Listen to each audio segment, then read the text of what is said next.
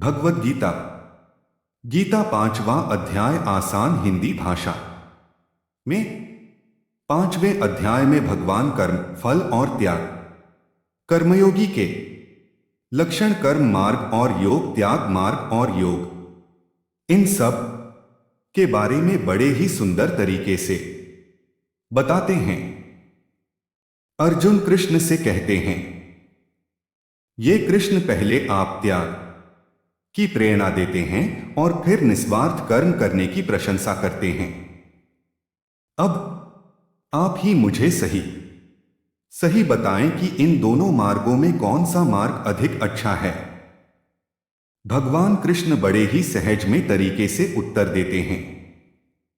पार्थ, कर्म का संन्यास और कर्म को निस्वार्थ भाव से करना, यह दोनों ही मार्ग आत्मा की मुक्ति की ओर ले जाने वाले हैं।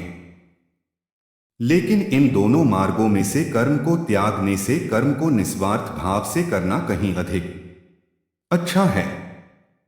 जो व्यक्ति ना तो कर्म के फल की इच्छा करता है और ना ही कर्म के फल से घृणा करता है, यह समझना चाहिए कि उसमें न्याय की भावना भरी हुई है, क्योंकि सभी ध्वनियों और सभी प्रकार की दुविधाओं से मुक्त होने के कारण संसार बंधन से सरलता और आसानी से छूट जाता है। संन्यास और कर्म करने को अलग अलग यानी बताते हैं, बल्कि पंडित यह नहीं बताते जो कोई भी इनमें से किसी एक में भी अच्छी तरह से जुड़ जाता है, वह दोनों ही मार्गों का फल पाने का हकदार है और यह फल उसे मिलता भी है। कर्म का त्याग करने वाले जिस पद तक पहुंचते हैं, जिससे स्थिति तक पहुंचते हैं, कर्म करने वाले भी उसी बाद उचित स्थिति तक पहुंच जाते हैं। जो कोई भी इस बात को समझ लेता है कि संन्यास और कर्म के मार्ग एक ही हैं, बस सही समझता है, लेकिन संन्यास को योग के बिना प्राप्त कर पाना बेहद कठिन है। यह बिल्कुल घास के ढेर से सुई खोजने जितना कठिन है, जो मानव योग में निष्ठापूर्वक लगा हुआ है, वह शीघ्र ही ब्रह्मा को पा लेता है। कर्म करता हुआ भी वह मनुष्य कर्म में लिप्त नहीं होता, कदम में नहीं उलझता। जो कर्म के मार्ग में कुशल है, जिसकी आत्मा पवित्र है, जो अपनी आत्मा का स्वामी है, जिसने अपनी सभी इंद्रियों को जीत लिया है, जिसकी आत्मा सभी प्राणियों की आत्मा भाव परमात्मा बन गई है, जो मनुष्य भगवान के साथ एक हो गया है और जो सत्य को अच्छी तरह जानता है, वह अपने सभी इंद्रियों का और उन इंद्रियों के विषयों का प्रयोग करता हुआ, वह देखता हुआ, सुनता हुआ, झुझता सुलगता और चखता हुआ, चलता हुआ, स्वप्न देखता हुआ और सांस लेता हुआ सदा यही समझता है कि मैं खुद कुछ नहीं कर रहा हूं। बोलते हुए, विसर्जन करते हुए, ग्रहण करते हुए, आंखें खोलते हुए और मोड़ते हुए वह यही समझता है कि केवल इंद्रियां ही इंद्रियों के विषय में लगी हुई हैं और मैं कुछ नहीं कर रहा हूं। वास्तव में कर्म करने वाली प्रकृति ही है, वही सब कुछ करती है, हम कुछ नहीं करते। जो व्यक्ति लगाव और आसक्ति को त्याग कर अपने कर्मों को ब्रह्मा को समर्पित करके कर्म करता है, पाप उसमें वैसे ही नहीं ठहरता जैसे पानी कमल के पत्ते पर नहीं ठहरता। योगी लोग आसक्ति को त्याग कर आत्मा की शुद्धि के लिए केवल शरीर, केवल मन, केवल बुद्धि या फिर केवल इंद्रियों द्वारा ही कर्म करते हैं। योग में लगी हुई आत्मा कर्म के फल में आसक्ति, लगाव को त्याग कर सदा ही रहने वाली शांति को प्राप्त करती है। लेकिन जिनकी आत्मा ब्रह्मा से अलग है, जो ब्रह्मा के साथ एक नहीं हुई है, वह इच्छा द्वारा प्रेरित रहते हैं और कर्म के फल पर उनका लगाव भी रहता है और इसी कारण वह बंधन में सदा ही बंधे रहते हैं।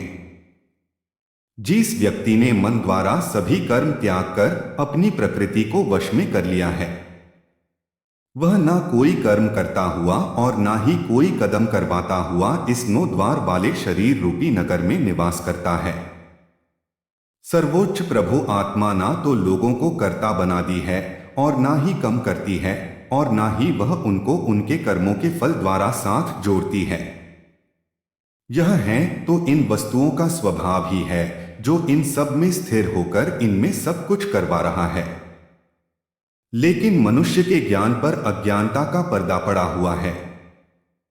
इसीलिए प्राणी मोह में फंसे हुए रहते हैं, जिनके कारण वह सत्य को देख नहीं पाते।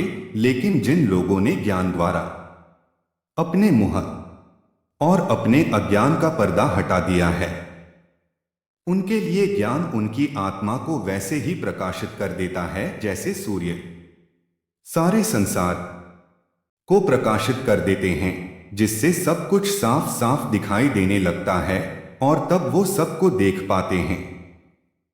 उस ब्रह्मा का विचार करते हुए अपनी पूरी अंतर आत्मा को उसी की ओर प्रेरित करते हुए, उसे अपना संपूर्ण उद्देश्य बनाते हुए, उसे अपनी भक्ति का एकमात्र लक्ष्य बनाते हुए वह उस दशा तक पहुंच जाते हैं जहां से उन्हें फिर वापस नहीं लौटना होता और ज्ञान द्वारा धुलकर उनके सारे पाप साफ हो जाते हैं, उनके सारे पाप मिट जाते हैं। पंडित लोग इस ज्ञान और इस ज्ञान से उत्पन्न विनय के कारण संसार के सभी प्राणियों को, जिनमें उच्च और निम्न कुल वालों को, स्त्रियों और पुरुषों को, पशु और पक्षियों को, सभी को एक ही नजर से देखते हैं, सबको एक जैसा ही समझते हैं।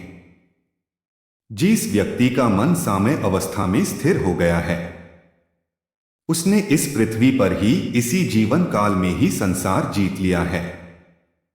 परमात्मा तो दोष रहित है, दोषों से मुक्त है और सब में समान है। इसलिए ऐसे व्यक्ति परमात्मा में ही स्थित हैं। मनुष्य को चाहिए कि वो अच्छा होने पर या अच्छी वस्तु प्राप्त होने पर आनंद ना मनाए और कुछ बुरा होने पर भी उसे दुखी नहीं होना चाहिए। जो मनुष्य इस प्रकार पाने पर मोह रहित हो जाता है, वही ब्रह्मा को जान लेने वाला है और आखिरकार वो ब्रह्मा में स्थित हो जाता है, वह ब्रह्मा में बस जाता है। जब आत्मा बाहरी बाहरी विषयों या बाहरी वस्तुओं के प्रभाव में आए बिना, उनमें उलझे बिना सुख भोग करती है, तभी वह मनुष्य जिसने अपने आप को परमात्मा के योग में लगाया हुआ है, वह ऐसे सुख का आनंद लेता है जो कि अनंत हैं। भौतिक पदार्थों के भोग से उत्पन्न होने वाले सुख सुख नहीं कहलाते। दरअसल वह दुखों के घर है। वह अस्थायी होते हैं और वह आते जाते रहते हैं। उनका आरंभ होता है और अंत भी होता है। ऐसे अस्थायी सुखों में ज्ञानी को कभी आनंद नहीं मिलता। उसे तो सदा रहने वाले क्षण सुख ही आनंद देते हैं। जो मनुष्य शरीर छोड़ने से पहले अपने जीवन काल में ही अपने अंदर उठने वाले इच्छा और क्रोध के उबाल को अपने वश में करने को सक्षम है, वही योगी है।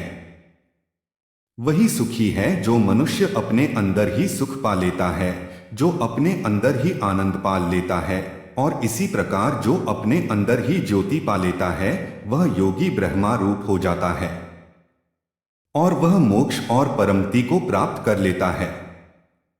वो पवित्र मनुष्य जिनके सारे पाप नष्ट हो गए हैं, जिनके सारे संदेह भी दूर हो गए हैं, जिनके मन अनुशासित हैं, जो सभी प्राणियों का भला करने में आनंद लेते हैं, वो मोक्ष और परमति को प्राप्त कर लेते हैं। जिन तपस्वी आत्माओं ने अपने मन अपने आप को सभी प्रकार की इच्छाओं और क्रोध से मुक्त कर लिया है, जिन्होंने मन को वश में कर लिया है, जिन्होंने आजमायानी मुझे परमात्मा को पहचान लिया है, मोक्ष और परम गति हमेशा उनके ही निकट स्थित रहती है। जो मुनि बाहरी दृष्टि को बाहर ही रोककर दोनों अंदर और बाहर जाने वाले स्वशों को स्मान करके अपने इंद्रियां, अपने मन, अपने बुद्धि को वश में कर लेते हैं, ऐसे मुनि मोक्ष पाने के लिए हमेशा तत्पर है। और जिस मुनि ने इच्छा क्रोध को वश में कर लिया है, वह मुनि सदा ही मुक्त ही रहते हैं।